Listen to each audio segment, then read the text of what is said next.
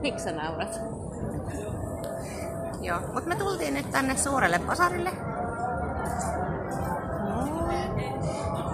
Mä oon tosi hyvä tässä jos toiseen suuntaan kuvaamisessa. Mutta mennään. Ai tässä pitää mennä tämmösen metallipaljastimen läpi, mutta varmaan kukaan ei sanoisi mitään, vaikka olisi mitään metallia. Nyt ollaan täällä sisällä ja täällähän on niinku yli 4000 kauppaa. Niin lähdetään varmaan vähän katselemaan, että mihinkä meidän rahat hukkuu.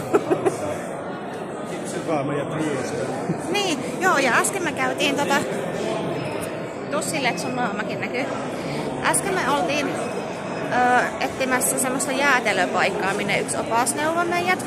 Niin sitten meidät kaappasi matkalta sellainen mies, joka halusi välttämättä niin esitellä sen mattoja ja hopeita. Ja mä sanoin, että ei me olla kiinnostuneita matoista ja hopeista. Niin sitten hän sanoi, että se on epäkohteliasta.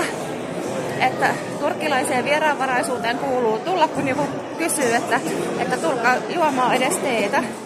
Niin sitten me mentiin juomaan sitä teetä. Ja sitten se rupesi kauppaamaan pöytäliinaa ja hopeita. Ja sitten kun mä selitin, että ei ihan oikeasti meinata ostaa mitään, niin se suuttui. Se rupesi kiroilemaan ja en tiedä miksi se sitten mua puhtui. Ja sitten me lähdettiin sieltä pois ja ei muuten enää toista kertaa lähdetä kenenkään mukaan yhtään mihinkään juomaan teetä.